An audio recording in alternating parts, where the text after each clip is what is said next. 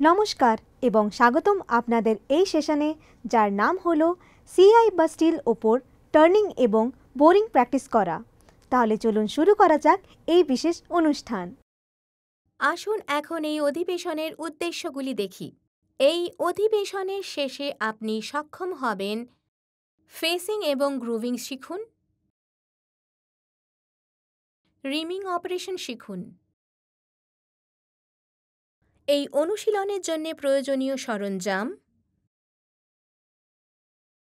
Lathe, 4-জ chuck, chuck কি, tool post কি, cutting tool, vernier calliper, universal surface gauge, centre drill, diameter 8 mm drill bit,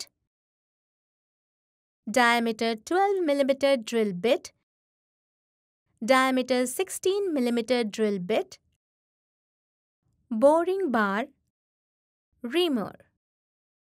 এই অনুশীলনের মাধ্যমে আসুন আমরা শিখি কিভাবে টার্নিং এবং বোরিং করতে হয়। ভার্নিয়ার ক্যালিপার এবং স্টিল রুল ব্যবহার করে কাঁচামালের আকার পরীক্ষা করুন। একটি চাক কিয়ের সাহায্যে 4-জ চাকে কাজের অংশটি মাউন্ট করুন।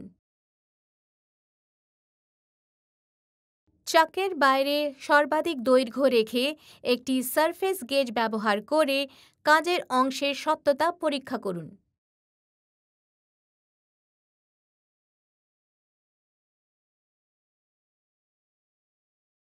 কাজের অংশটি এক প্রান্তের মুখোমুখি রাখুন।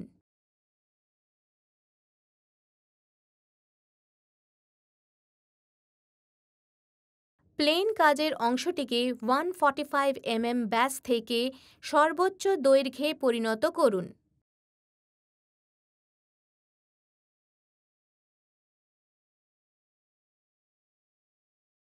মুখের দিকে খাঁজ কাটুন ডায়ামিটার 125.6 mm থেকে ডায়ামিটার 40 mm পর্যন্ত, গভীরতা 2.5 mm রেখে। খাঁজ কাটার সময় কেন্দ্রের অংশে 40 mm ব্যাস বজায় রাখুন।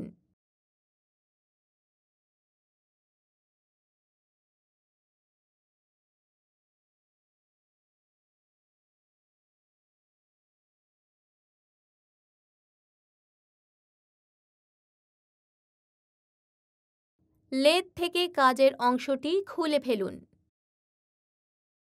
ওয়ার্কপিসটি বিপরীত করুন এবং কাজের অংশটি চাকে মাউন্ট করুন। সার্বজনীন সারফেস গেজ ব্যবহার করে ওয়ার্কপিসের সত্যতা পরীক্ষা করুন। 28 mm দৈর্ঘ্য বজায় রাখার জন্যে কাজের অংশটি টুকরো করুন এবং মুখোমুখি রাখুন।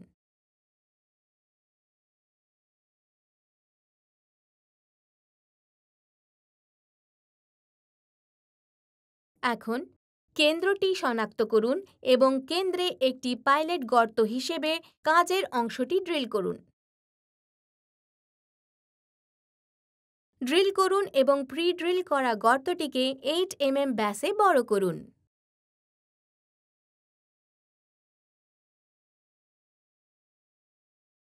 ড্রিল করুন এবং প্রি-ড্রিল করা গর্তটিকে 12 mm ব্যাসে বড় করুন।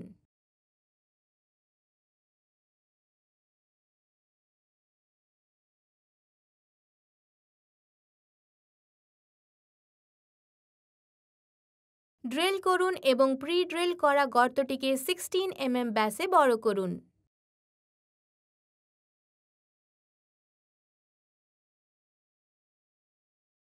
টুল পোস্টে বোরিং বার সেট করুন। বোর এবং ডায়ামিটার বড় করুন। ডায়ামিটার 16 mm থেকে 26.7 mm গর্ত পর্যন্ত।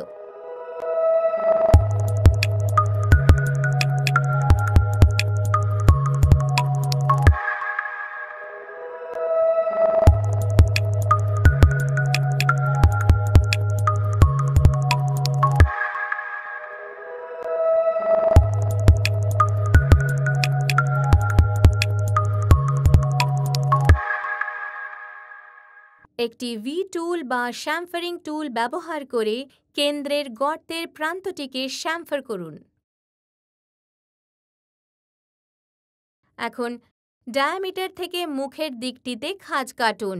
ডায়ামিটার 125.6 mm থেকে ডায়ামিটার 40 mm পর্যন্ত, গভীরতা 2.5 mm পর্যন্ত।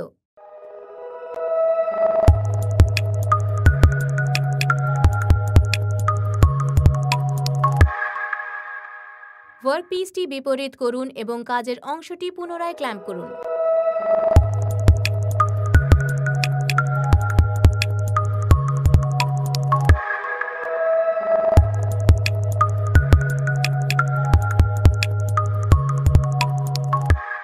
সার্বজনীন সারফেস গেজ ব্যবহার করে ওয়ার্কপিসের সত্যতা পরীক্ষা করুন।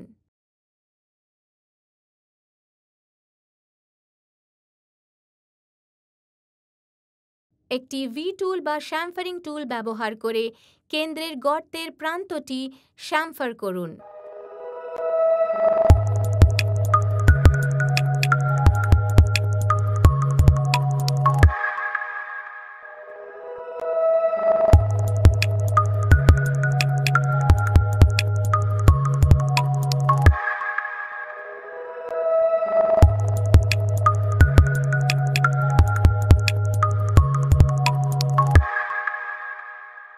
উপযুক্ত মেশিনের রিমার ব্যবহার করে ড্রিল করা গর্তটিকে 27H7 ব্যাসে রিম করুন।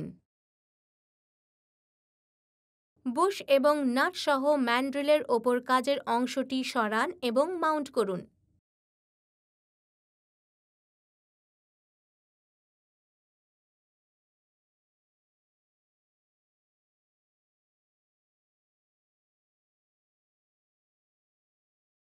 লেদ কেন্দ্রের মধ্যে ম্যান্ড্রিল ধরে রাখুন।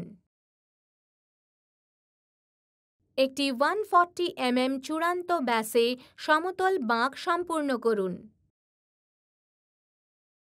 উভয় প্রান্ত শ্যামফার করুন।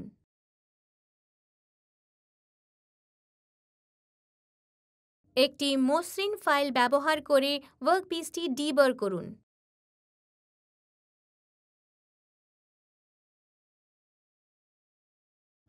ওয়ার্কপিসটি আনক্ল্যাম্প করুন এবং দৃশ্যত্ব পরিদর্শন করুন।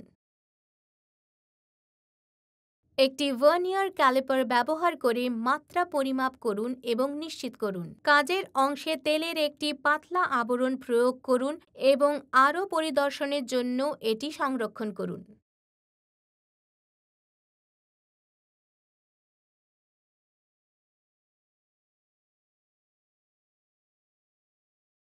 শেষে অতিরিক্ত উপাদান অপসারণ করতে বা কাজের অংশের মুখটিকে লেদ অক্ষরের সাথে লম্বালম্বি করতে মুখোমুখি অপারেশন করা হয়। টুল পোস্টে টুলটিকে ন্যূনতম ওভারহ্যাং সহ সঠিক কেন্দ্র উচ্চতায় ধরে রাখুন।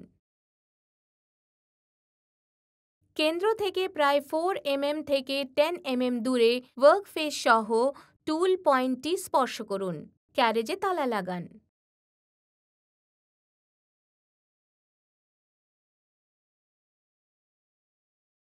কাজের অংশের মুখের ভেতরে কম্পাউন্ড স্লাইড দ্বারা টুলটিকে প্রায় 0.5 mm এ ফিড করুন। ক্রস স্লাইড দ্বারা টুলটিকে কাজের অংশের কেন্দ্রের দিকে নিয়ে যান যতক্ষণ না টুল টিপটি কেন্দ্র অতিক্রম করে।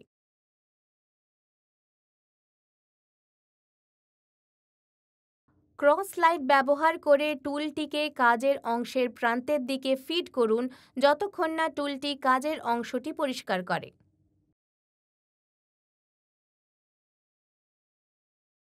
কাজের অংশের দৈর্ঘ্য পরিমাপ করুন। অন্য প্রান্তের আকারের মুখোমুখি হওয়ার জন্য কাজের অংশটি রিফিক্স করুন। প্রয়োজনীয় পরিমাণ উপাদান সরানো না হওয়া পর্যন্ত ক্রমটি পুনরাবৃত্তি করুন। আমরা যা যা শিখেছি চলুন সংক্ষেপে জেনে নিই। ফেসিং এবং গ্রুভিং শেখা, রিমিং অপারেশন শেখা। সুতরাং এতক্ষণ আমরা সিআই বা স্টিল ওপর টার্নিং এবং বোরিং প্র্যাকটিস করার ব্যাপারে কথা বললাম। তাহলে দেখা হবে পরবর্তী পর্বে।